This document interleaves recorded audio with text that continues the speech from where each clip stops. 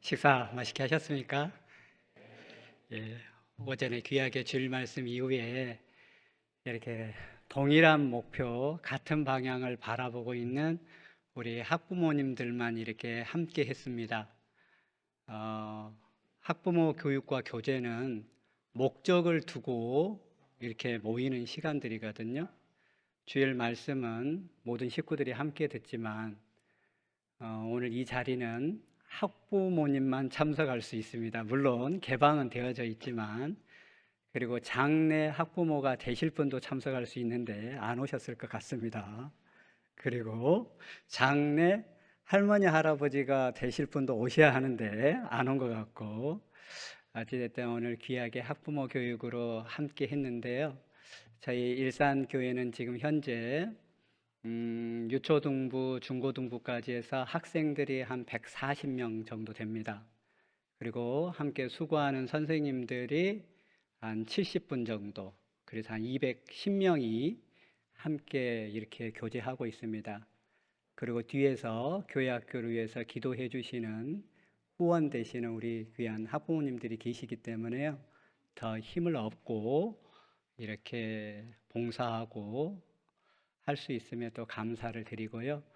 오늘 학부모 교육을 통해서 하나님께서 우리 자녀들을 어떻게 양육하는 것이 합당한지에 대해서 또 말씀 가운데 은혜 주실 거라고 생각합니다. 함께 기도하고 시작하겠습니다.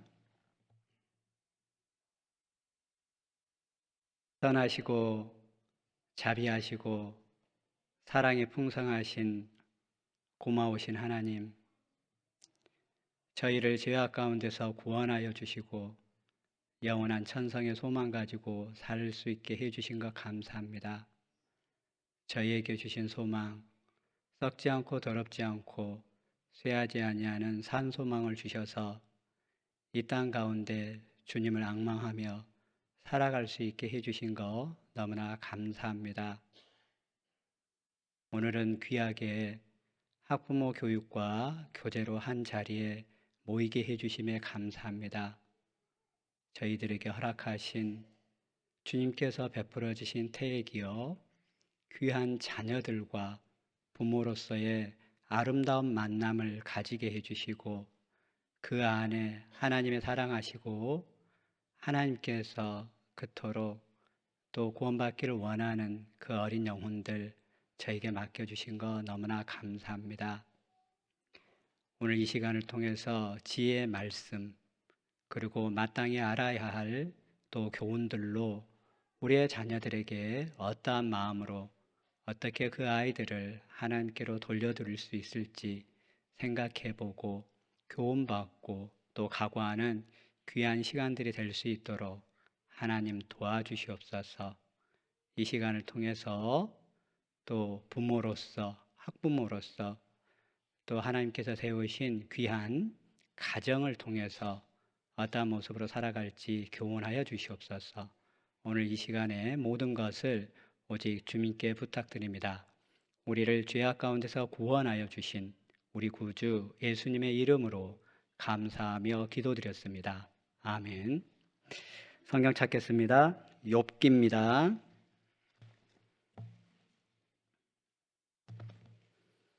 욥기 성경입니다.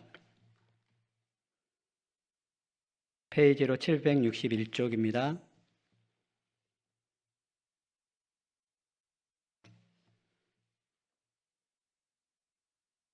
욥기 1장 1절로 2절의 말씀입니다. 찾았으면 제가 읽겠습니다. 우스 땅에 욥이라 이름하는 사람이 있었는데 그 사람은 순전하고 정직하여 하나님을 경외하며 악에서 떠난 자더라. 그 소생은 남자가 7이요 여자가 3이며 4절과 5절 같이 읽어볼게요.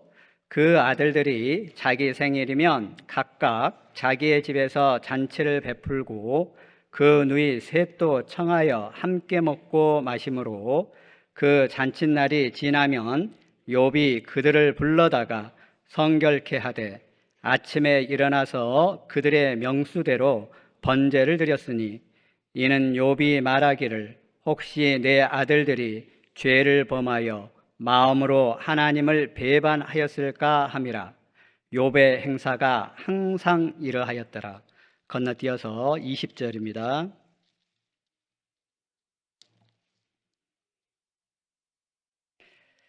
제가 읽겠습니다. 욥이 일어나 겉옷을 찢고 머리털을 밀고 땅에 엎드려 경배하며 가로되 내가 모태에서 적신이 나왔은즉 또한 적신이 그리로 돌아가올지라. 주신 자도 여호와시요 취하신 자도 여호와시오니 여호와의 이름이 찬송을 받으실지니다 하고 이 모든 일에 욥이 범죄하지 아니하고 하나님을 향하여 어리석게 원망하지 아니하니라. 오늘 시작하는 말씀을 욥기를 택했습니다. 학부모 교육인데 왜 욥기를 택할까? 학부모 교육에 처음 시작할 때는 항상 신명기서 말씀을 찾습니다. 물론 나중에 신명기서 말씀을 찾아서 교훈을 받아볼 건데요. 욥이라고 하는 지금부터 3,500년 전에 가장 아름답고 모범적인 가정 교육을 한 그 가정을 먼저 소개하는 것이 좋겠다 싶어서 욥기의 말씀을 제가 택해봤습니다. 욥기는 고난을 이야기를 하기도 하지만 욥기 1장을 시작하면서는 가장 성경적인 그런 가정의 모습을 또한 적어놓기도 합니다. 욥은 동방의 의인이었다라고 말하고 그는 순전하고 정직하여 하나님을 경외하며 악에서 떠난 자더라. 오늘 성경적 가정교육 그리고 부제를 정해본다고 하면 그리스도인의 가정교육이라고 그렇게 부제를 정해볼 수 있을 것 같은데, 가정에서 아이들을 어떻게 길러갈까, 양육할까, 목표가 무엇이냐 그러면 여기에 있는 것처럼 우리의 자녀들이 하나님 앞에 순전하고 정직하고 하나님을 경외하며 악에서 떠난 자, 거룩하고 성결된 사람으로 자라가는 것이 우리의 아마 바람이고 가장 큰 목표일 것 같습니다. 저 다 했습니다. 내려가도 되죠? 이것만 오늘 기억하시면 좋을 것 같습니다. 사실 우리 가운데 자녀 교육처럼 가장 큰 관심을 가지고 있고 고민인 것이 없을 것 같아요. 가장 우리 가정에서도 우선순위가 자녀 교육이고, 그리고 구원받은 가정에 있어서도 가장 중요한 것이 자녀 양육일 것 같아요. 세상의 교육은 지식 중심입니다. 그리고 세상의 교육은 어떻습니까? 출세지향적인 그런 교육입니다. 반면에 성경적인 자녀 교육은 영혼을 살리는 교육입니다. 그리고 하나님 앞에 그 영혼이 바로 세우는 데에 그 목적이 있습니다. 목적 자체가 틀립니다. 목적 자체가 틀리고 중요도가 다르기 때문에 가르치는 양육의 방법 또한 틀려져야 된다라고 하는 겁니다. 참 세상에서 가장 어려운 농사를 얘기해 보라고 하면 자식 농사일 것 같습니다. 저도 별반 다르지 않습니다. 자식 농사만큼 어려운 농사가 없는 것 같아요. 그리고 가장 뜻대로 되지 않는 것도 자식 농사인 것 같습니다. 같은 고민을 안고 오늘 하나님 앞에 섰는데요. 함께 고민해 보시고, 그래서 하나님 앞에 우리가 태의 기업으로 주신 우리 그 귀한 자녀들이 어떻게 양육하는 것이 합당한지, 그래서 오늘 전체적인 어떤 내용들은 성경적인 가정의 의미에 대해서 한번 생각해 볼 겁니다. 성경에서 말하는 가정은 왜 우리에게 세워주셨는지, 그리고 그 가정 안에서 우리가 어떤 태도와 마음을 가지고 우리 자녀들을 대할 건지. 오늘은 주제가 학부모 교육이에요. 학부모로서 내가 내 자녀들을 어떻게 대하는지. 부모가 아니고 학부모라고 했습니다. 학부모라고 하는 것은 가르치는 역할을 부여했다라고 하는 겁니다. 그래서 그런 부분들에 대해서 잠깐 살펴보도록 할게요. 욥기 보겠습니다. 욥기 1장 4절로 5절 볼게요. 그 아들들이 자기 생일이면 각각 자기의 집에서 잔치를 베풀고 그 누이 셋도 청하여 함께 먹고 마심으로. 우리의 가정이 지향해야 할 교육의 방향, 목표가 여기 잘 적혀져 있습니다. 첫 번째 이 욥의 가정은요. 어떤 가정이었냐 그러면 여기 보면 그 아들들이 자기 생일이면 각각 자기의 집에서 잔치를 베풀고 그 누이 셋도 청하여 함께 먹고 마심으로 이 가정은 어떤 가정이었냐 그러면요. 잔치를 베푸는 가정이었습니다. 그리고 그 누이들도 청하여 함께 먹는 가정. 그리스도의 가정의 모습이 첫 번째는 어떤 가정이었냐? 이 연합과 교제를 말하고 있습니다. 연합하고 교제하는 것. 자녀들이 정기적으로 함께 잔치를 열고 교제하는 것. 가족 간의 화목을 얘기하는 겁니다. 물론 구원받지 않는 가정도 화목이 가장 중요하겠지만 그리스도의 가정에 있어서는 어떤 가정? 가정에 화목과 유대감이 있어야 되는 겁니다. 그 중심에 그리스도의 중심이어야 되고 하나님 중심으로 그리스도의 가정은 화목하며 유대감을 가져야 되는 거예요. 끈끈한 유대감을 가지기 위해서 분명히 매개체가 있어야 되는데 그 매개체 중심이 무엇이냐? 바로 하나님이시고 주님인 거예요. 그리고 말씀입니다. 말씀을 가운데 두고 그리스도의 가정은 화목과 유대감을 함께 잔치를 열며 교제했다라고 되어 있습니다. 두 번째는요. 이 욥은 그 잔칫날이 끝나면 5절이에요. 그 잔칫날이 지나면 욥이 그들을 불러다가 성결케 하되 아침에 일어나서 그들의 명수대로 번제로 드렸으니. 두 번째는요.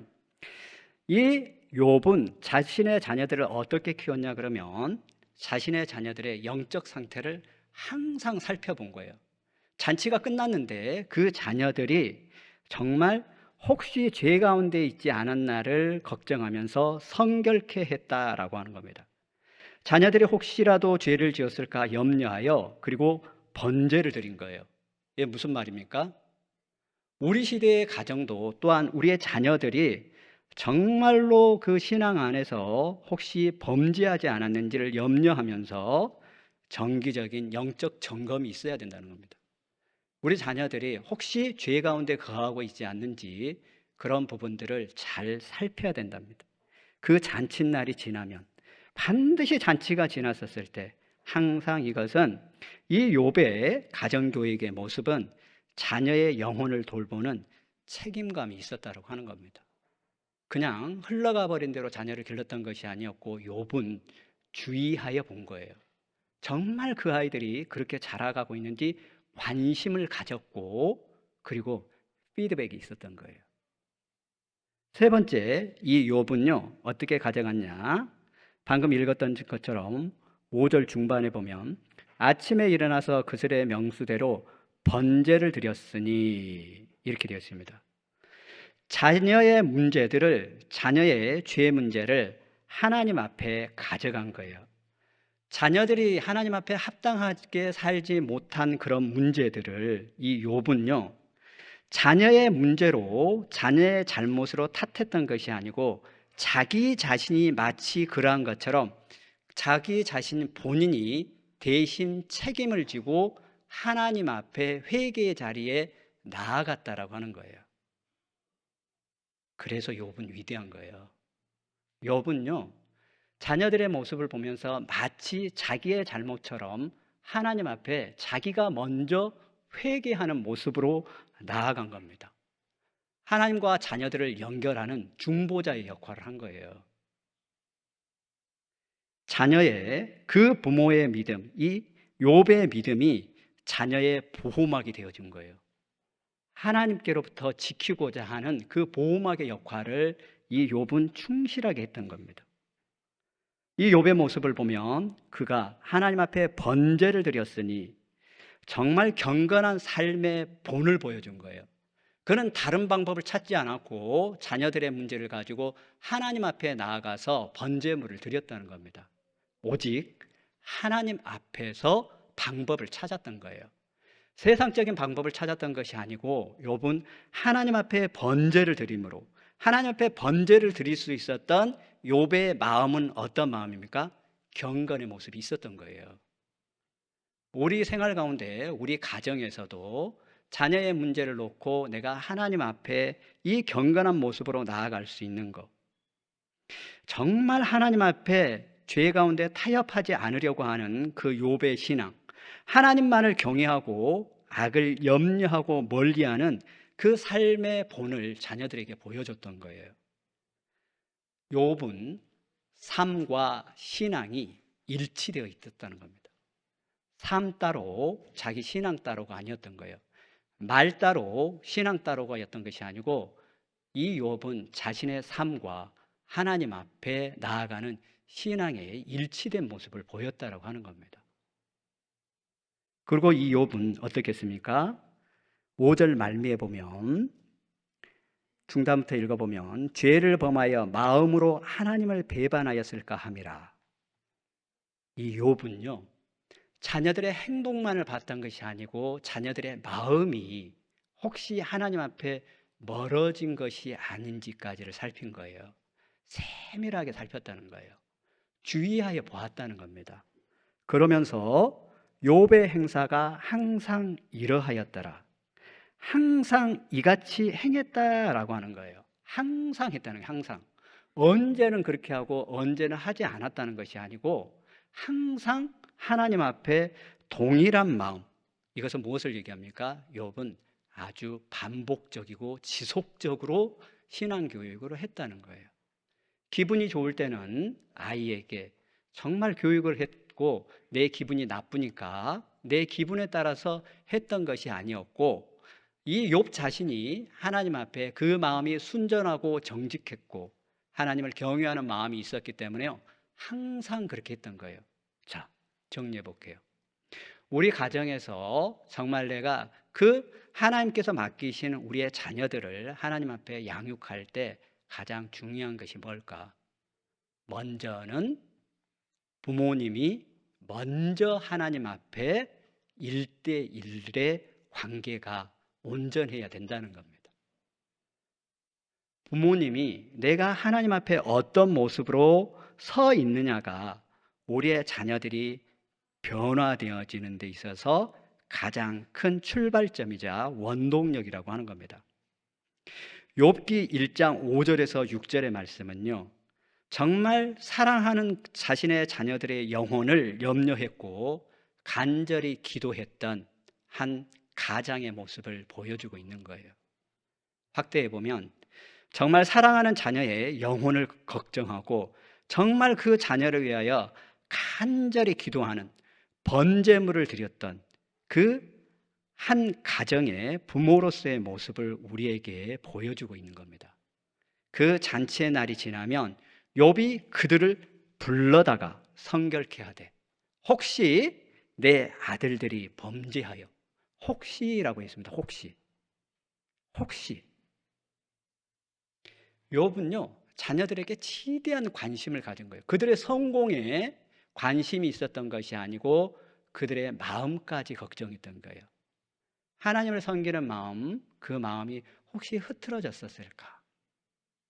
정말 3,500년 전에 기록된 이 욥기 성경을 통해서 우리 시대를 살아가고 있는 우리들이 정말 그리스도의 가정이 어떻게 우리의 자녀들을 양육하고 길러갈지, 자신의 자녀들의 영혼을 향한 깊은 책임감을 가졌던 거예요, 욥은.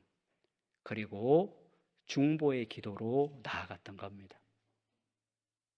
정말 우리 자녀들의 모습을 보면서 하나님 앞에 내가 부모된 자로서 중보의 기도의 시간을 가지고 있는지, 그 아이들의 영혼을 살려주길, 그 아이들의 마음을 변화시켜 주길, 그 원하는 그 마음, 정말 하나님 앞에 강청하는 마음으로 나아갔던 이 욥의 마음을 우리는 조금 살펴볼 수 있지 않습니까? 이런 모습들을 볼 때 오늘을 사는 우리들, 우리 자녀들의 신앙의 상태를 우리는 과연 얼마만큼 염려하고 있고 기도하고 있을까요? 정말 나는 욥처럼 우리 자녀들의 신앙을 위해서 그들의 잘못이, 그들의 정말 죄를 범치 않았을지라도 행여나 혹시라라고 하는 마음으로 우리의 자녀들의 신앙 상태를 살피고 유의하여 보며 그것을 위해서 내가 하나님 앞에 마치 내가 범죄한 것처럼 하나님 앞에 나아가고 있을까? 이게 그리스도인의 가정이 가져야 할 합당한 마음의 자세일 것 같습니다. 물론 여기 앉아 계신 학부모님들이 모두 이렇게 하고 계실 거라고 저는 생각합니다. 오늘 이 학부모 교육은 못한 부분들을 얘기하는 것이 아니고 자꾸 반복되는 말씀들을 통해서 한 번 더 생각해 보자라고 하는 취지도 있는 거예요. 잘하고 있는 부분들은 좀 더 잘해보고, 혹시 내가 간과하고 잊어버렸던 내용들이 있다고 하면 다시 살펴보자라고 하는 취지에서 학부모 교육을 갖는 거예요. 자녀 교육에는요, 왕도가 없다 했습니다. 각기 다르고 각기 다른 모습이기 때문에 각 가정마다 각기 다른 모습으로 해야 함은 맞지만, 그러나 모든 것을 아우를 수 있는 원칙은 분명합니다. 그것이 바로 욥기 1장에 기록된 욥의 가정이 아마 전체를 아우르는 그런 말씀이지 않을까라는 생각을 해보게 되었습니다. 3500년 전에 기록된 욥기 성경을 통해서 그 아름다운 가정을 제가 잠깐 소개했습니다. 사실 저는 오늘 여기까지 하고 설교를 마무리해도 돼요. 욥기를 쭉 읽으면서 정말 내가 어떠한 마음으로 설까? 라고 하는 것만 몇 번 묵상해 본다 해도 오늘 학부모 교육의 취지, 목표, 원하는 목표는 다 이루었지만 그래도 몇 가지 한 번 더 살펴보려고 합니다. 첫 번째는 하나님께서 세우신 그리스도의 가정의 목적이 무엇일까?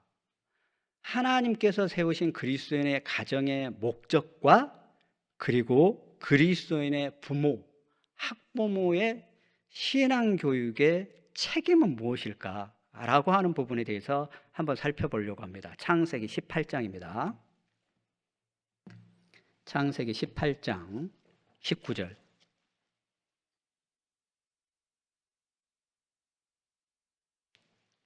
창세기 18장 19절 같이 읽어볼게요. 내가 그로 그 자식과 번속에게 명하여 여호와의 도를 지켜 의와 공도를 행하게 하려고 그를 택하였나니 이는 나 여호와가 아브라함에게 대하여 말한 일을 이루려 함이니라. 여기 이제 아브라함의 가정을 제가 소개해 보겠습니다. 아브라함을 불러서요, 내가 그로 그 자식과 권속에게, 그의 자녀들과 후손들에게 라고 하는 거예요. 내가 그로 그 자식들과 후손들에게 명하여 여호와의 도를 지켜, 여기 여호와의 도는 하나님을 경외하는 것을 말합니다.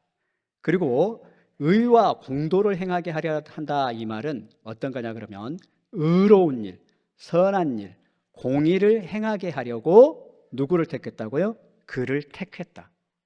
아브라함 택해서 그리스도의 가정을 세우신 이유를 설명하고 있는 거예요. 그리스도인의 가정은요, 단순한 어떤 물리적인 조합체가 아닙니다. 생활의 공동체가 아니야. 한 가정이라고 하는, 가족이라고 하는 데에서 서로 먹고 마시고 하는 그런 단순한 신앙 공동체가 아니고, 여기에 말씀하신 것처럼 신앙을 배우고 신앙을 후손들에게 전수하는 신령한 공동체가 바로 가정입니다. 그 가정을 통해서 신앙을 배우고 여기에 말한 것처럼 여호와께 도를 지켜 행하게 하려고 그 자식과 후손들에게 이 신앙을 물려주는 역할을 하는 겁니다. 하나님께서는 부모들에게요, 그리스도인 부모들에게 자녀를 신앙으로 양육할 책임도 맡기셨지만 가정이 또 그 믿음을 전하게 하는 믿음의 터전이 되게 하시려고 가정을 세운 거예요. 그러니까 세상의 가정하고 목적 자체도 틀린 거예요. 그러니까 중요도도 틀린 겁니다. 하나님께서는 부모에게 이 가정에 믿음의 터전이 되게 하는 곳에 있어서 학부모님들, 부모를 사용해 주신 겁니다.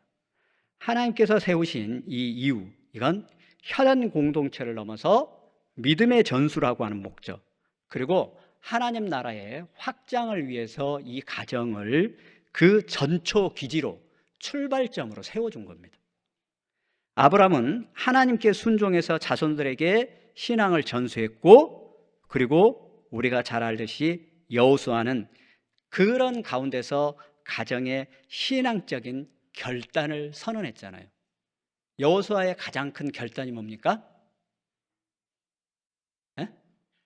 찾아볼까요? 여호수아 21장입니다. 그래서 여호수아는 이렇게 결단할 수 있었던 거예요. 여호수아 24장입니다. 여호수아 24장 15절. 여호수아 24장 15절. 여호수아 24장 15절 제가 앞에 읽어볼게요. 만일 여호와를 섬기는 것이 너희에게 좋지 않게 보이거든 너희 열조가 강 저편에서 섬기던 신이든지 혹 너희의 거하는 땅 아모리 사람의 신이든지, 그 뒤에는 함께 읽어요. 너희 섬길 자를 오늘날 택하라. 오직 나와 내 집은 여호와를 섬기겠노라. 여호수아가 24장을 마무리하면서 그가 자녀 교육에 대해서 그리고 가정의 의미를 이렇게 정의한 거예요. 나는 섬길 자를 오직 오늘날 택한 오직 나와 내 집은 여호와를 섬기겠노라. 이 가정의 교육 목표가 딱 정해진 겁니다.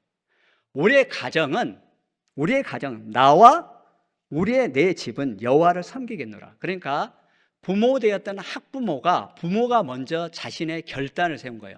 나는 오직 여호와를 섬기겠다. 그리고 여호와만을 섬기겠다라고 하는 그 신앙을 내 집, 자녀들에게 전수하는 거예요. 그렇기 때문에 여호수아는 자신의 신앙에 있어서 가정의 목표를 세웠던 겁니다. 나와 내 집은 여호와를 섬기겠노라. 어떻게 해요? 오직. 그러니까 시편 127편 1편에도 보시면 여호와께서 집을 세우지 아니하시면 세우는 자의 수고가 헛되고 경성하다 했습니다. 하나님 앞에 내 가정을 어떻게 세워갈지 우리 학부모님들이 먼저 결단해야 되는 겁니다. 내 집은 결코 오직 너와 내 집은 여호와만을 섬기겠다. 그것이 마음 가운데 딱 뿌리 박혀져야지, 그것이 그 근본, 바탕, 펀더멘탈이 단단해져야지 그 위에 반석처럼 그 마음이 깔고 앉아야지 그 위에 기둥을 세워가는 거예요. 왜 우리가 원칙과 기준이 흔들립니까? 바탕이 흔들리기 때문에 그렇습니다. 나는 어떤 것과도 타협하지 않겠다라고 하는 것이 여호수아 24장의 말씀인 거예요. 나는 어떤 것과도 세상의 어떤 세상적 기준, 세상적인 학습 목표, 세상적인 것이 아니고 나는 우리 가정을, 내가 치리하는 가정, 하나님께서 맡겨주신 허락한 가정을 나는 어떻게, 나와 내 집은 여호와를 섬기겠다. 하나님 중심, 여호와 중심의 가정으로 세워나가겠다라고 여호수아는 결단했던 거예요. 오늘날 우리 가정이 무너지는 이유가 무엇입니까? 왜 우리 그리스도인의 가정마저 무너지고 있을까요? 왜 우리 그리스도인의 가정마다 이렇게 힘들어지고 있을까요? 그것은 어쩌면요, 가치관이 혼돈되어 버렸기 때문에 그럴 겁니다. 가치관이 전도되어 버린 거예요. 가치관이 중요도가 바뀌어 버린 겁니다. 세상 교육, 신앙의 교육이 여호와가 중심을 차지하고 있어야 할 그곳에 세상이 차지해 버린 그곳에, 거기서부터 우리 그리스도의 가정도 무너지고 있는 이유가 될 겁니다. 우리는요, 하나님께서 가정을 세우신 목적을 따라 가정을 세워가야 되는 거예요. 그것이 바로 성경적인 자녀 교육이고 성경적인 가정인 겁니다. 그러니까 우리 예수님께서도 뭐라고 말씀하셨냐 그러면 하나님께서 행하시는 일을 나도 한다 이렇게 말합니다. 하나님께로부터 하나님이 하신 그 일을 나도 하고 있을 뿐이다 라고 말하는 거예요. 요한복음 5장 19절입니다. 요한복음 5장 19절.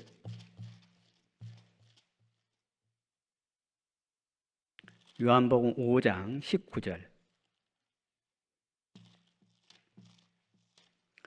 요한복음 5장 19절 말씀입니다. 같이 한번 읽어보겠습니다.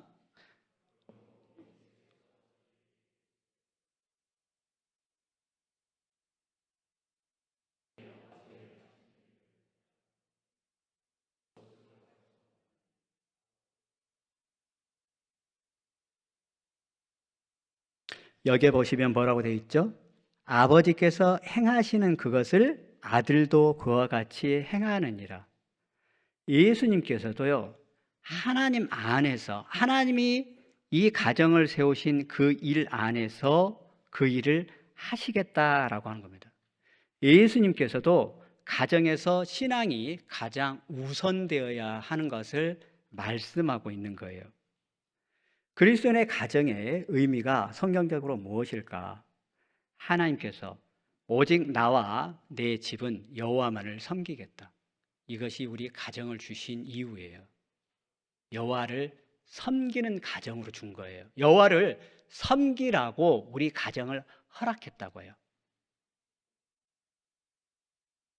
그러면 반대 측면에서 우리 부모님들이 신앙 교육에 있어서 가정에서 어떤 역할을 담당해야 할까? 그것을 신명기에서는 이렇게 말합니다. 신명기 6장입니다. 신명기 6장. 신명기 6장 보시겠습니다.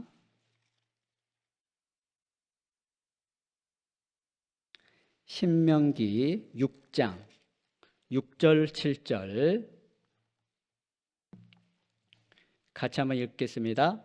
오늘날 내가 내게 명하는 이 말씀을 너는 마음에 새기고 내 자녀에게 부지런히 가르치며 집에 앉았을 때이든지 길에 행할 때이든지 누웠을 때이든지 일어날 때이든지 이 말씀을 강론할 것이며, 성경은 가정에서의 부모의 신앙 교육에 대한 책임을 분명하게 말씀하고 있습니다. 이 말씀을 너는 마음에 새기고 내 자녀에게 부지런히 가르치며 라고 되어 있습니다. 내 자녀에게 부지런히 가르치며, 먼저는요 6절의 말씀처럼 내가 네게 명하는 이 말씀을 너는 이렇게 되어 있습니다. 너는. 그럼 누가 먼저 이 말씀을 마음에 새겨야 됩니까? 순서가 부모님인 거예요. 부모님의 말씀을 새기고 그 새긴 말씀으로 아이들에게 부지런히 가르치고 강론하라고 하는 겁니다. 하나님이 잠언 22장 6절의 말씀도 마땅히 행할 길을 아이에게 가르치라 라고 되어 있습니다. 에베소서 6장 4절의 말씀도 아비들아 너희의 자녀를 노엽게 하지 말고 오직 주의 교양과 훈계로 양육하라 라고 되어 있잖아요. 그러니까 이 신앙 교육은요 교회 학교에서만 하는 것이 아니에요. 먼저는 교회에서만 이루어지는 것이 아니고 가정에서 부모님을 통해서 먼저 이루어져야 되는 것이 이 신앙 교육입니다. 부모님이 여기에 6절의 말씀처럼 부모님이 먼저 하나님의 말씀을 새기고 자녀에게 부지런히 가르쳐야 됩니다. 그리고 이 신앙 교육은 부지런히 가르치라고 했잖아요. 부지런히. 신앙 교육은 단회적인 것이 아니고 삶 속에서 반복되어야 한다라고 하는 것도 여기에 말씀하고 있는 거예요. 집에 앉았을 때든지 길에 행할 때든지 누웠을 때든지 일어날 때든지 시와 상황이 아니에요. 이 가정교육은 부모님께서 가정에서 먼저 부지런히 반복적으로 부지런히 가르쳐요. 먼저. 가정에서 먼저 부지런히 반복적으로 이것을 신명기서 6장과 7장은 6장의 6절과 7절의 말씀은 우리에게 가르쳐주고 있는 겁니다. 부모님이 먼저 가정에서 부지런히 반복적으로 이걸 기억하셔야 됩니다. 그러니까 욥의 신앙생활도 똑같았던 거예요. 가정에서 욥 자신이 먼저 부지런히 항상 행했다고 했잖아요. 반복성을 얘기합니다. 교육은 그래서 교육의 본질적인 목적이 뭡니까? 반복성을 얘기하는 거예요. 계속 똑같은 말을 계속해요. 우리 주일날 우리가 말씀을 몰라서 주일 말씀 듣습니까? 반복적인 거예요. 계속 반복적인 이 말씀들을 들으면서 그들 안에 들어있는 세상적인 각질이 벗겨지고 하나님의 것으로 우리 자녀들이 덧입혀지는 거예요. 무엇으로 그 각질을 벗길 수가 있습니까? 비결이 없어요. 그러니까 이 가정에, 그리스도의 가정에 어떤 구속사적 의미를 따져본다고 하면 이 가정은요 하나님 나라의 모형인 거예요. 이 그리스도의 가정은 하나님 나라의 모형이라고 하는 것은 이 그리스도의 가정에는 사랑이 있습니다. 그리고 질서가 있습니다. 그리고 그리스도의 가정은 교회와 그리스도의 관계를 나타내기도 해요. 그러니까 그리스도의 가정은 사랑이 있고 질서가 있고 순종이 있고 헌신이 있는 거예요. 섬김이 있는 거예요. 그러니까 그리스도의 가정은 반드시 질서, 위치가 지어져야 됩니다. 부모의 위치와 자녀의 위치는 반드시 지어줘야 되는 거예요. 그러니까 가정에서 예를 든다고 하면 자녀들이 부모님들에게 반말하는 것은 반드시 고쳐줘야 합니다. 나는 하나님께서 지어주신 부모고 너는 자녀라고 하는 것에 대한 명확한 인식은 말에 있어요. 요즘 아이들은 부모님에게 다 반말합니다. 성장을 했는데 청소년도 반말합니다. 반드시 그거 다시 잡아줘야 됩니다. 그 말하는 것을 존칭어를 쓰고요, 공경어를 쓰는 것은요, 아이들에게 어떤 교육 효과를 나타내냐 그러면 너는 자녀고 나는 부모야 라고 하는 걸 가르쳐 주는 거예요.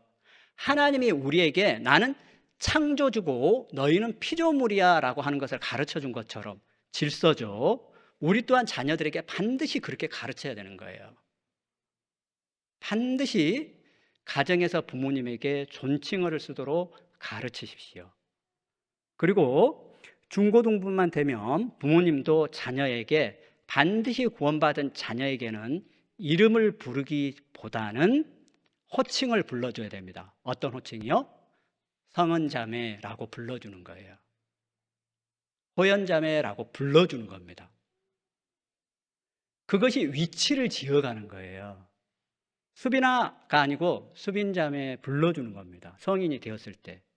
그때 서로의 인격이 그 자리매김을 하는 거라니까요. 자녀들이 반말하는 것은 반드시 오늘부터 고쳐주십시오. 그리고 그 효과를 기대해 보십시오. 그 아이들이 변합니다. 반드시 부모님의 공경하는 용어를 쓰면 부모님을 경외가 아닌 외경심을 가지고 바라보게 되고 공경하는 마음이 들어갑니다. 왜? 말 속에 위치 지음이 있거든요. 오늘부터 해보십시오. 그리고 나도 장성한 그 자녀를 위해서 자매, 형제라고 불러주십시오. 그랬을 때 우리가 위치 지어집니다. 하나님께서 자기 앞에 영광스러운 교회를 세우사 티나 주름 잡힌 것이나 이런 것들이 없이 거룩하고 흠이 없게 하려 하심이라 라고 에베소서에 말했어요. 우리 가정교회를 말하는 거예요. 한편으로는 우리 가정에 주름 잡힌 것이나 흠이 없도록 우리가 무엇을 해야 할까요? 주님이 맡겨주신 가정에 성경경 가정의 의미대로 가정을 우리는 치리해 가는 겁니다. 아빠도 엄마도. 그리고 부모님들은 동일한 목소리를 또 내야 합니다. 원보이스를 내야 됩니다. 아빠는 이렇게 말했는데 엄마가 다르게 말해버리면 안 돼요. 엄마와 아빠는 항상 신앙교육에 있어서는 원보이스를 내야 됩니다. 반드시 한 목소리를 내야 됩니다.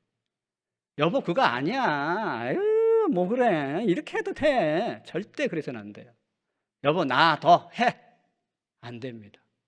반드시 기다려주고 먼저 목소리를 냈으면 기다려줘야 됩니다. 그리고 부부가 합의하는 시간을 가지고 동일한 목소리를 내야 됩니다. 그러지 않으면 아이들은 가치관에 혼동을 가져옵니다. 저희 가정도 마찬가지예요. 항상 조심하려고 해요. 그래서 한 사람이 먼저 꺼내면 방향이 조금 잘못됐더라도 그 자리에서는 말을 안 바꾸려고 합니다. 시간이 지나고 나서 다시 그 부분이 잘못됐던 것 같은데 엄마 아빠 얘기해 보니까 이런 것이 맞는 것 같다라고 합니다. 그게 아마 옳을 겁니다. 정리해 보면 그리스도의 가정은 하나님께서 세우신 신앙의 터전입니다. 그리고 부모는 신앙을 자녀에게 전수할 책임이 있습니다. 가정에서 부모님이 본을 보였을 때, 번제를 드렸을 때, 중보의 기도의 자리에 나아갔었을 때 우리 자녀들은 올바른 신앙의 길로 갈 겁니다. 우리의 가정이요 하나님 중심으로, 말씀 중심으로, 교회 중심으로 세워졌었을 때 그때 하나님이 우리 가정을 축복할 겁니다. 왜요? 우리 가정을 세우신 목적이 그거니까. 하나님을 섬기도록 그리스도의 가정을 세워졌으니까 그 목적대로 가정이 그 역할을 다 했었을 때 하나님께서 축복해 주신다니까요. 기억하십시오. 여호수아 24장 15절의 말씀은 오직 나와 내 집은 여호와를 섬기겠다. 딱 요거 마음만 딱 가지면 될 것 같아요. 그러면요, 어떤 문제들이 생겨도 어떤 것을 결정할 때요, 기준이 일관됩니다. 정말 내가 여호와와 하나님만을 섬기겠다라고 하면 어떤 아이들과 관련된 문제를 결정해 줘야 돼. 정말 복잡한 문제 앞에서 내 선택과 결정이 쉬워질 거예요. 그렇지 않겠습니까? 두 번째 과제로, 두 번째 테마로 제가 이런 말씀을 한번 드려보고자 합니다. 가정에서 신앙교육이 왜 중요할까? 왜 그러면 가정의 신앙교육이 중요한 걸까? 그건 아까 신명기서 6장 6절로 7절의 말씀이었어요.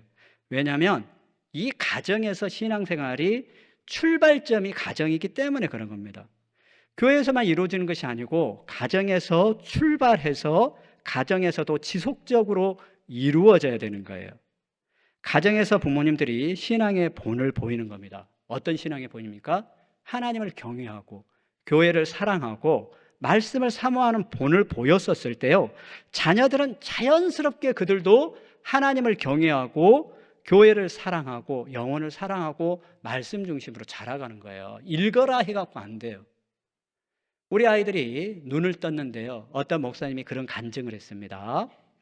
자기는 자기가 눈을 뜨고 자기가 아침마다 눈을 떴었을 때, 자기 아버지를 봤었을 때 자기 아버지는 항상 거실 한켠에서 성경을 읽고 있었다. 그 이야기 듣고 저도 부끄러웠어요. 과연 우리 자녀들은 내 어떤 모습을 보고 있을까? 일어나자마자 휴대폰을 보고 있는 나를 기억할까? 아니면 무엇을 기억할까? 자녀들은 본대로 행합니다. 들은 대로 말합니다. 느낀 대로 생각합니다. 우리가 정말 그 자녀들을 사랑한다면 우리가 어떻게 행할지. 그래서 아브라함의 가정은 창세기 18장 19절의 말씀에 하나님의 도를 가르쳤다라고 하는 겁니다. 하나님을 경외하는 법을 끝까지 말했다라고 하는 겁니다. 그리고 이 가정교육, 가정의 자녀교육, 신앙교육이 중요한 두 번째 이유는요, 이 가정에서 아이들의 신앙생활의 기초가 다져지기 때문에 그렇습니다. 교회 학교는요, 일주일에 아이들 40분밖에 못 만나요. 때로는 30분, 때로는 지각해 버리면 20분밖에 못 만나요. 20분 안에 아이들을 변화시킬 수가 없어요. 교회 학교는 도와주는 역할밖에 못해요. 보조를 해줄 뿐이지 주체가 될 수 없다고요. 우리 자녀들의 신앙교육의 주체는 가정입니다. 엄마 아빠인 거예요. 엄마 아빠가 지속적으로 관심을 가졌었을 때 그 아이들이 변화되어지는 거지. 일주일에 한 번밖에 없고 일주일에 해도 선생님들이 중간에 가정교제 해주는 것도 5분, 10분을 전화가 넘지 않아요. 그걸로는 어려워요. 언제부턴가요, 우리 아내도 자녀들의 머릿돌을 봐주고 찬빛을 봐주는 문화가, 제가 방금 뭐라고 했죠? 문화가 없어져 버렸습니다. 안 봐줘요. 그만큼 우리는 자녀의 신앙교육에 대해서 소홀히 하고 있다라고 하는 겁니다. 세상이 그렇게 흘러가니까요, 우리가 우리의 자녀들을 키우는 것도 세상처럼 바빠졌나 봐요. 전에는요, 아이들 머릿돌 제일 밑에 학부모란에 선생님들, 엄마들이 꼼꼼하게 적어줬어요. 정말 우리 아이 정말 잘 가르쳐 주셔서 선생님 감사합니다. 선생님 화이팅 하세요. 기도할게요. 이제는 그것이 없으니까 부끄럽지만 교사들도 교사란에서 적는 것도 게을러져 버렸습니다. 다시 우리 회복해야 돼요. 회복. 부지런히 가르치며 그랬습니다. 교회 학교도 동일한 책임을 가지고 있고 우리는요, 함께 하는 겁니다. 사무엘을 그 엄마가 길렀었을 때 어디에서 길렀습니까? 어려서 사무엘을 하나님 앞에 드렸잖아요. 우리도요, 내 자녀를 하나님 앞에 드린 거예요. 하나님 앞에 드린 거예요. 하나님의 것을 하나님 앞에 드렸기 때문에 하나님의 방법대로 양육해 가야 되는 것이 맞는 겁니다. 우리 시대에 그리스도인의 가정의 신앙 교육이 무너지는 이유들이 무엇일까? 몇 가지를 한번 생각해 봤습니다. 첫 번째는 아까 이야기한 것처럼, 조금 전에 말씀드린 것처럼 교회도, 교회 학교도 책임이 있고, 또 우리 부모님들의 신앙 교육이 이제 부족했다라고 하는 단계를 넘어서 부재한 단계까지 가버렸을지도 모릅니다. 부재. 다시 회복해야 합니다. 정말 내가 그 자녀들을 붙들고 주일 암송을 했는지 확인해주고 꼼꼼하게 한 번만 더 살펴준다면, 일주일 한 달에 5번이었는데 우리 딱 한 주만 해보게요. 한 주만. 5주 못했으면 그러면서 그 한 주가 2주가 될 겁니다. 2주가 되고 3주가 되고, 아이가 암송을 안 하고 가도 아무런 암송을 하고 가는지 안 하는지조차도 모르고 있다. 그 작은 거 하나하나가 모여져서 우리 아이들이 주님 안에서 온전하게 자라갈 겁니다. 오늘 이 학부모 교육은요, 비법이나 비결을 가르쳐 주는 것은 아닙니다. 단지 우리가 해왔던 것들 중에 때로는 잊어버린 것들에 대해서 다시 생각해보고 다시 회복해보자라고 하는 거거든요. 한 번만 더 해보자. 한 가지만 더 해보자. 제가 뭐라고 했습니까? 한 번만 더. 한 가지만 더 해보자. 그랬었을 때 그 한 번 한 번이 우리 아이들의 마음을 바꿔갈 겁니다. 우리가 지녀야 할 그런 것들, 우리가 주님 안에서 주의 교양과 훈계로 양육하라라고 했는데요. 아까도 잠깐 말씀드렸지만 자녀들은 부모의 행동을 보고 배웁니다. 왜냐하면 가장 큰 영향력을 미치는 것이 부모님이기 때문에 그래요. 그러니까 부모님이 먼저 기도하고, 부모님이 먼저 말씀을 묵상하고, 부모님이 먼저 하나님이 경외하는 모습을 보여야 되는 거예요. 요거 방금 이 말씀은 제 말씀이기도 한데, 작년에 담임 목사님께서 학부모 교육할 때 똑같은 말씀하셨어요. 부모가 먼저 기도하고 먼저 말씀 읽고 먼저 하나님을 경외하는 모습을 보여야 됩니다 라고 말씀드렸어요. 디모데의 가정이 어떻겠습니까? 디모데, 그 외할머니 로이스와 어머니 유니게의 신앙을 보고 나중에 그 디모데는 어떻게 자라갔습니까? 바울의 동역자가 됐잖아요. 정말 위대한 목회자로서 얼마나 많은 사람들에게 본이 되어집니까? 그러니까요, 우리가 가정에서요, 그런 것도 좀 조심해 봤으면 좋겠어요. 하나님을 경시하는 언어를 쉽게 쓸 수 있어요. 하나님을요, 하나님으로 높여주는 단어를 써야 되는데, 때로는요, 내가 하나님을 경시하는 단어가 무의식적으로 언어를 쓸 수도 있고, 때로는요, 내가 자녀들이 옆에 있는데도 불구하고 교회를 판단하고 형제자매님들을 판단하는 말을 할 때가 있습니다. 그 자녀는 자라나서 똑같이 합니다. 분명히 교회를 사랑하고 복음을 사랑하고 하나님을 사랑하는 자녀로 자라가야 됐는데요, 내가 무심코 해버린 교회를 판단하는 말, 그리고 형제자매를 판단하는 말, 그것 때문에 우리 아이들이 그렇게 자라갈 수 있습니다. 그리고 특히 조심해 줬으면 좋은 것이요, 선생님들에 대한 판단은 아이들이 있을 때는 안 하시는 것이 우리 아이를 위해서 합당합니다.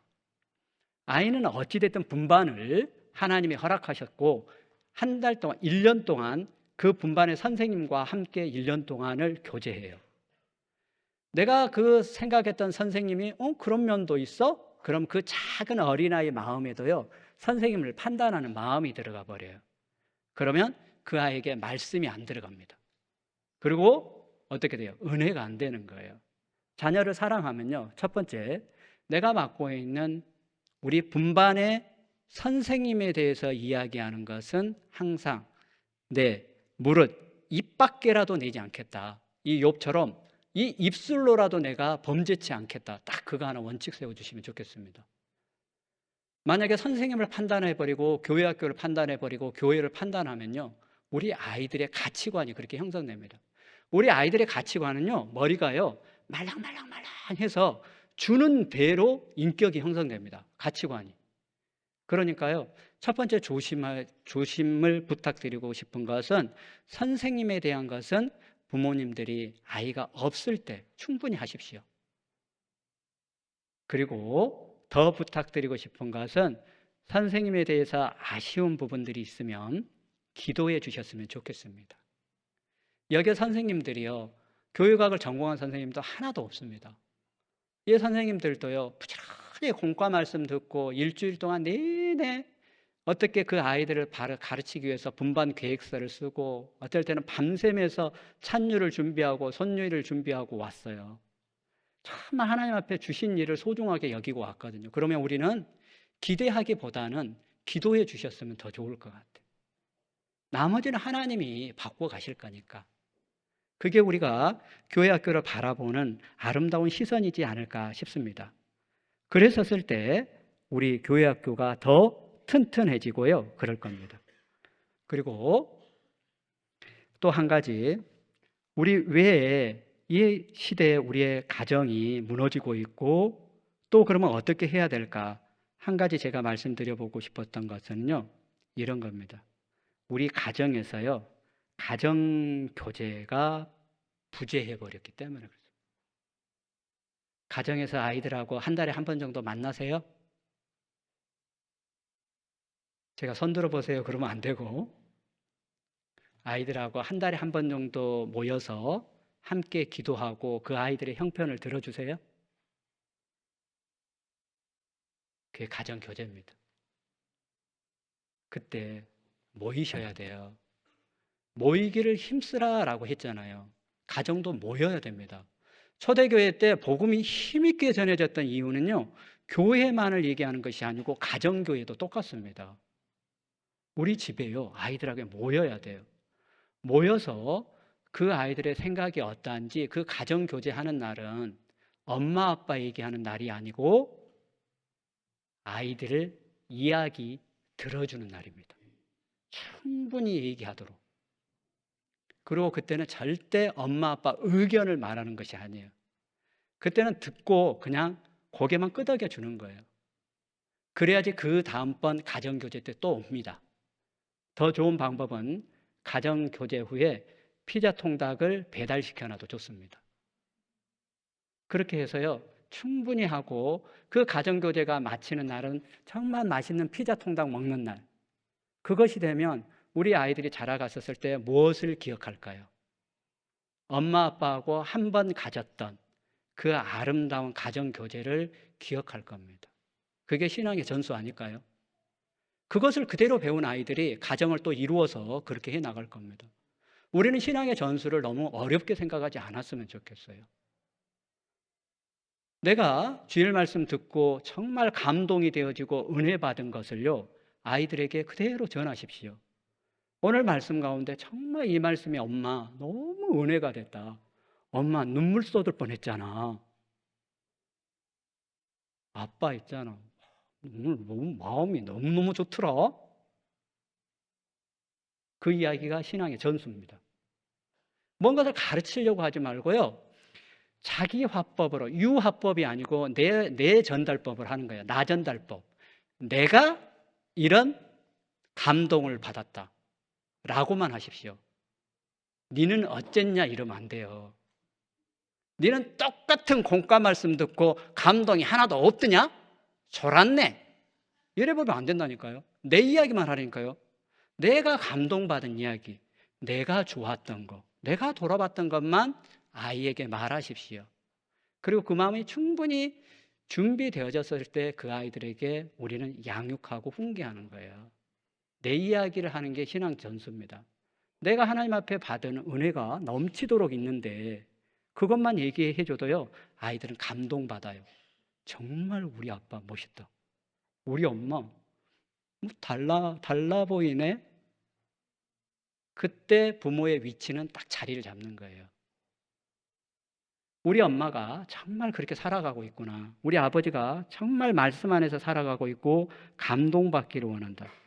제가 지역에 있을 때요, 이 가정교제를 정말 아름답게 한 가정이 있습니다.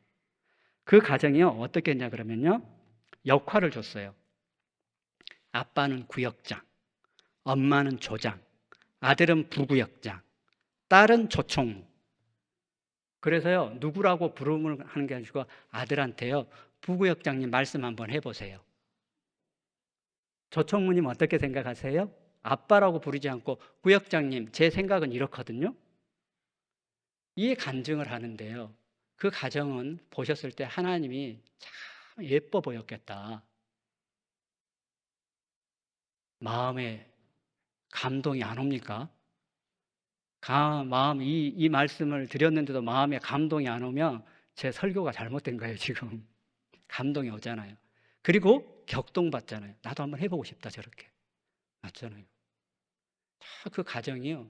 정말 그 아이들을, 자녀를 부구역장님 이 역할을 지어주면서 역할론을 준 거예요. 역할 모델을 해보도록 해서 주님 안에서 자녀를 양육해 가는 겁니다. 멋있잖아요. 부모와 자녀가 함께 신앙을 나누는 시간, 그것이 가정 자녀 교육, 가정 신앙 교육의 핵심인 거예요. 내가 받았던 은혜를 나누고 정말 시간이 없으면 저녁 식사에 같이 하면서 오늘 정말 주님 말씀에 주일 말씀 들으면서 참 너무 감사했다. 그때는 감사한 내용만 해야 됩니다. 그냥 엄마 아빠 이랬는데 오늘만 듣는데 아빠 죽을 뻔했다. 얼마나 찔리는지 이런 거 안 하고요. 은혜 받았더니 정말 하나님께서 정말 그게 내 하나님이었고 나의 하나님이었다고 너무 좋았다고. 좋은 이야기, 긍정적인 이야기만 아이들에게 많이 해주십시오. 원망과 불평의 이야기는요, 아이들의 가치관을 손상시킵니다. 저도 그래서 항상 조심해요. 근데 그게 마음대로는 안 되더라고요. 저도 여기 앉아있는 형제자매들하고 별반 다르지도 않아요. 저희 집에도 똑같이 어려운 문제들이 있고 기도의 제목들이 있습니다. 그러나 우리는 동일한 마음으로 함께 해보자고 오늘 이런 자리들을 마련한 거잖아요. 교회 학교와 우리 가정이 협력해야 우리 아이들을 지킬 수가 있습니다. 우리 아이들요, 독수리 오형제가 안 지킨다니까요. 우리가 지켜요, 우리가. 교회 학교와 가정이 별개의 조직들이 아니고요, 우리입니다. 그러니까 에베소서 말씀에 하나님이 우리 가운데서 역사하시는 능력대로 우리의 구하는 것이나 생각하는 것에 더욱 넘치도록 해주신다 했어요. 우리라고 하는 교회 학교와 우리 가정이 공동체 의식을 가져야 됩니다. 그러니까 교회 학교를 위해서요, 많이 기도해 주시고 관심 가져 주셔야 되는 거예요. 그리고 음으로 양으로 물심양면으로 지원도 해 주시면 좋습니다. 그랬었을 때요, 교회 학교가 튼튼해지고 우리 가정이 협력하는 거예요. 정말 응원을 받은 누구예요? 정말 응원을 받은 그 교사들은 더욱 힘을 낼 겁니다. 책망받아버리는 그 교사는요, 낙담해버립니다. 채찍질 받아버리는 교사는 이제 어떻게 낭망해버립니다. 작은 거 하나 칭찬해주고 정말 수고 많았다고 문자 하나 보내주셔서 참 우리 아이가 이렇게 얘기하던데 너무너무 감사합니다. 선생님 기도할게요. 멋지십니다. 하트 뿅뿅 하면요 힘난다니까요. 선생님들이. 다른 거 없어요. 그랬었을 때 함께 우리는 그 일을 잘 할 수 있는 거예요. 부모는요 가정의 제사장입니다. 뭐라고요? 따라해 볼게요. 부모는 가정의 제사장이다. 나는 왕 같은 제사장, 하나님 앞에 제사장이에요. 하나님 앞에 내 자녀를요 합당한 모습으로 키워가는 그 제사장의 역할을 하고 있는 겁니다. 이 우리가 가정교육은 우리가 신앙의 공동체에, 우리가 신앙 안에서 공동체잖아요. 교회 공동체 안에서 우리가 함께 교회를 세워가고 우리에게 전해진 이 복음을 다음 세대에 전수하기 위한 그 훈련을 받는 장소가 이 가정이기도 해요. 구세군의 창시자였던 윌리엄 부스가 그런 이야기를 했습니다. 예수님 없는 기독교, 성경 없는 그리스도인, 회개 없는 구원, 거듭남 없는 속죄, 지옥 없는 천국. 잘못하면요 우리 가정이 이렇게 될 수 있습니다. 우리 아이들이요 예수님 없는 기독교, 예수님과 하나님 중심이 아닌 교회만 나오는 아이로 길러갈 수 있습니다. 두 번째, 성령 없는 그리스도인. 성령께 하나님께 의지하지 않는 기독교인을 만들어버릴 수 있어요. 세 번째, 회개 없는 구원. 구원은 받았다고 했는데 진정한 회개 없이 그냥 구원받았다고 하는 거예요. 그러니까 청소년을 지나고 이제 청년이 되었을 때도 구원에 대한 확신이 없는 거예요. 즐거움이 없는 거예요. 우리가 그럴 수 있는 거예요. 그리고 네 번째, 거듭남 없는 속죄. 자기는 죄 용서 받았다고 했는데 자기는 거듭남이 없는 거예요. 우리 자녀들의 구원이 확실한지 살피는 거예요. 욥처럼 유의하여 살펴서 정말 내 아이들이 구원받지 못한 것은 아닐까 염려하고 내가 그 아이들을 구원받도록 해야 하는 거예요. 선생님들이 그 아이에게 구원받지 못한 것 같아요 라고 학부모에게 말하는 것은 굉장히 어렵습니다. 학부모님들이 먼저 분반의 선생님한테 매달리고 해갖고 우리 아이 정말 구원받은 것 같아. 자매님, 선생님 우리 아이 구원받은 것 같아? 안 받은 것 같아? 그런 정말 그게 있어야 된다니까요. 어떻게 할까? 이번에 들려줄까? 누구 말씀이 좋을까? 언제 한번 들려줄까? 한번 해줄래요? 이게 있어야 된다니까요. 시간이 지나면 구원받으면 얼마나 좋겠습니까? 기다려지면 구원받으면 얼마나 좋겠습니까? 아니에요. 정말 그 아이들의 구원을 위해서 정말 그들의 정말 그 복음 안에서 구원을 받고 즐거움으로 기쁨으로 정말 살아갈 수 있는 아이들에게 그 기쁨을 빼앗아 버리는 거라니까요. 가정은 하나님께서 최초로 세우신 공동체입니다. 그리고 가정 신앙교육의 가장 초석이 되어지며 출발점이 이 가정인 겁니다. 오직 나와 내 집은 여호와를 섬기겠다. 여호수아의 고백을 기억했으면 좋겠습니다. 오직 나와 내 집은 여호와를 섬기겠다. 어떤 것과도 나 타협하지 않겠다. 내 아이들을 세상의 어떤 것 가운데도 내가 내어놓지 않겠다. 내가 우리 아이들을 지키겠다. 그 마음을 결심을 한다고 하면 하나님께서 그 일을 해주실 겁니다. 내가 주께 범죄치 아니하리요 주의 말씀을 내 마음에 두었나이다. 부모님 마음 가운데 그 새겨진 그 말씀을 그것이 그 아이들의 삶의 중심으로 들어갈 겁니다. 내 안에 하나님께 받은 은혜의 따뜻함이 우리 아이들에게 전해질 거예요. 그랬을 때 우리 아이들은 변화될 겁니다. 그랬을 때 정말 우리가 그 모습을 바라보고 있는 엄마 아빠들에게 기쁨이 될 겁니다. 우리는 세상 사람처럼 가진 것이 별로 없습니다. 재물도 없고 다른 것을 물려줄 수는 없지만 우리 부모님들은 내 자녀에게 무엇을 물려주시기를 원합니까? 아름다운 가정교제를 했던 그 아름다운 기억을 물려주셔야 되고 우리 엄마가 정말 주일 말씀 가운데 들었던 그 감동의 얘기로 내게 주었던 그 장면을 아이들이 기억할 거고 내가 잠들었었을 때 내 머리맡에 와서 기도해주는 아빠를 기억할 겁니다. 그것이 우리의 미래 세대를 위한 우리의 신앙의 전수이고 여기 앉아있는 우리 학부모님들과 그리고 우리 선생님들 그리고 저가 또 교회가 함께 해야 할 책무이자 사명이고 명령일 겁니다. 주님이 우리에게 맡겨주신 아이들입니다. 세상으로 내어보내는 것이 아니고 하나님께로 돌려줘야 되는 거예요. 하나님께로 돌려드렸을 때 하나님이 쓰실 겁니다. 아름답게.